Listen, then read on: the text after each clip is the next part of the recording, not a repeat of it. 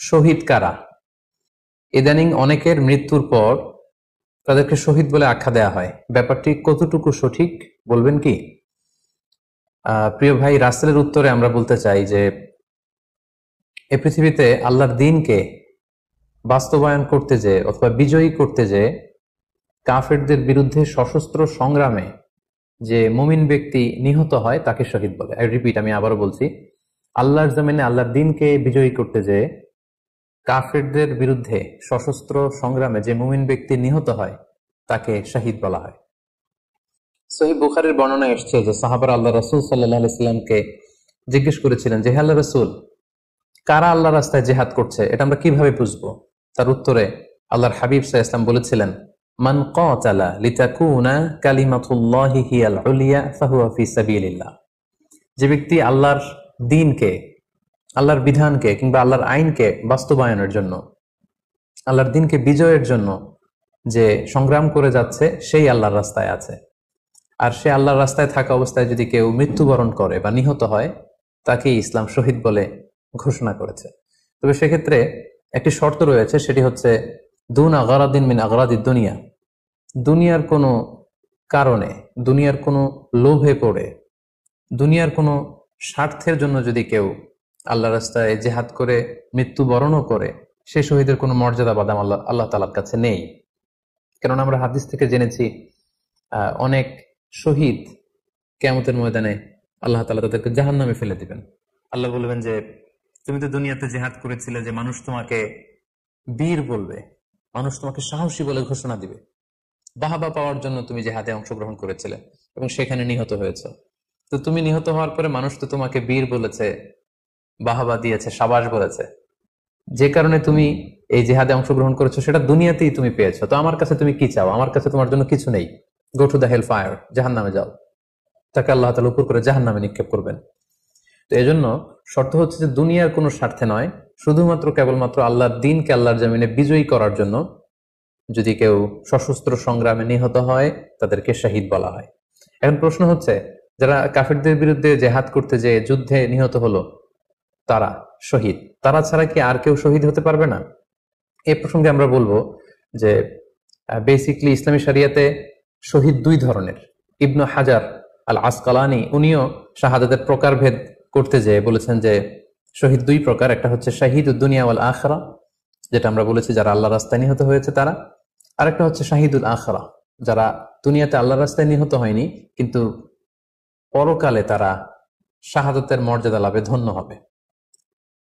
প্রথম প্রকার হচ্ছে শাহিদুদ দুনিয়া ওয়াল আখিরা, যেটাকে আমরা বলি শাহাদাতে হাকিকি, মানে প্রকৃত শহীদ। এরাই হচ্ছে মূলত শহীদ। এদেরকে আল্লাহ তাআলা মৃত বলতে নিষেধ করেছেন। আল্লাহ তাআলা বলেছেন, ওয়ালা তাকুলু লিমান ইউকতালু ফি সাবিলিল্লাহি আমওয়াত বাল আহইয়া ওয়ালাকিন লা তাশউরুন। যারা আল্লাহর রাস্তায় জীবন দিয়ে নিহত হয়েছে তাদেরকে তোমরা মৃত বলো না, বরং তারা জীবিত। অন্য এক আয়াতে এসেছে বাল আহইয়াউন ইনদা রাব্বিহিম ইউরযাকুন, তারা জীবিত এবং আল্লাহর কাছে তারা রিজিক প্রাপ্ত, আল্লাহ তাআলার পক্ষ থেকে তারা রিজিক প্রাপ্ত।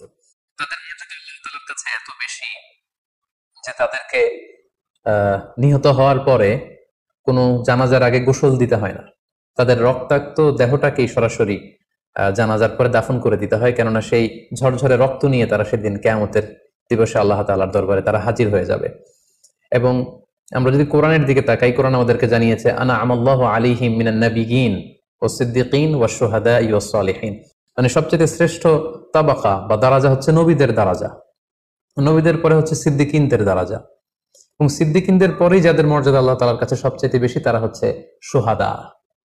এজন্য প্রতিটি মুমিনের জীবনের আকাঙ্ক্ষা বা তামান্না থাকা উচিত তারা যেন শাহাদাতের মৃত্যু আল্লাহ তাআলার কাছে কামনা করে। এবং আমরা যদি সাহাবাদের জীবনের দিকে তাকাই তাহলে দেখবো ওনারা সবসময় আল্লাহ তাআলার কাছে শাহাদাতের মৃত্যু কামনা করতেন। সাইয়েদনা ওমর ফারুক রাদিয়াল্লাহু তাআলা আনহু আল্লাহ তাআলার কাছে সবসময় শাহাদাতের মৃত্যু চাইতেন।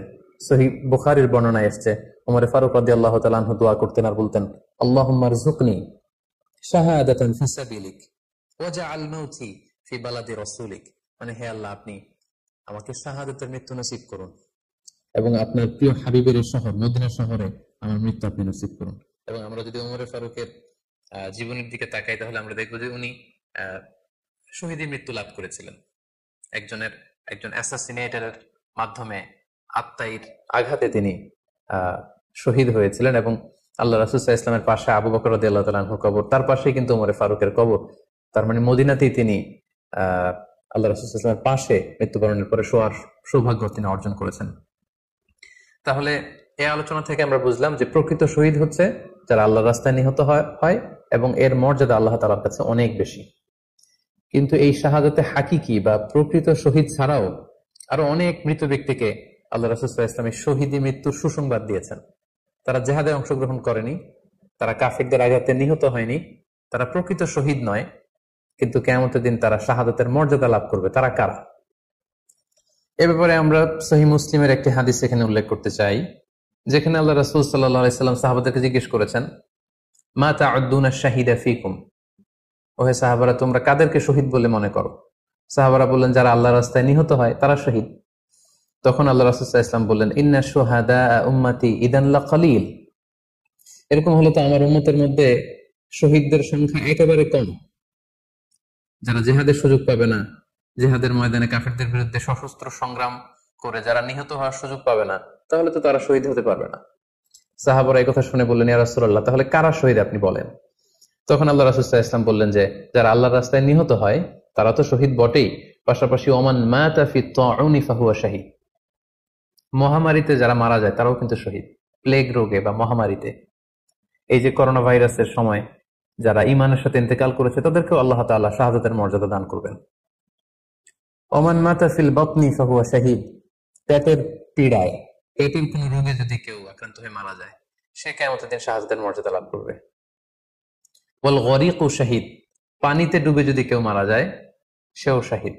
এভাবে অন্যান্য আরো অনেক হাদিসে, কোন হাদিসে 5 জন, কোন হাদিসে 7 জন, কোন হাদিসে আরো বেশি, এভাবে আরো অনেক ব্যক্তিকে আল্লাহ রাসূল সাল্লাল্লাহু আলাইহি ওয়াসাল্লাম শাহাদাতের মর্যাদা লাভে তারা কিয়ামতের দিন ধন্য হবে এই মর্মে তিনি আমাদেরকে জানিয়েছেন।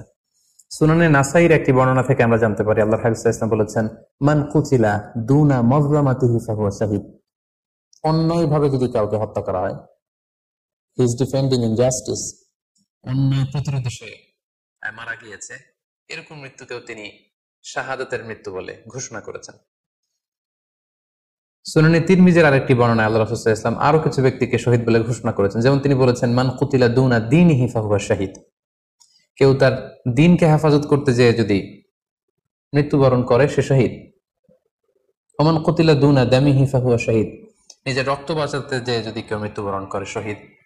তার সম্পদ বাঁচাতে যেয়ে যদি মৃত্যুবরণ করে সে শহীদ।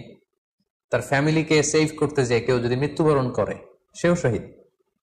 তার সম্মান, ইজ্জত, তার স্ট্যাটাসকে বাঁচাতে যেয়ে যদি কেউ মৃত্যুবরণ করে সেও শহীদ। আরেক বর্ণনায় আমরা জানতে পারছি আল্লাহ রাসূল সাল্লাল্লাহু আলাইহি ওয়াসাল্লাম বলেছেন, ওয়াসাহিবুল হাদমি ফাহুয়া শাহীদ, অর্থাৎ ধ্বংসস্তূপের নিচে চাপা পড়ে যদি কেউ মারা যায় বা কোনো দেয়ালের নিচে চাপা পড়ে যদি কেউ মারা যায় সে শহীদ।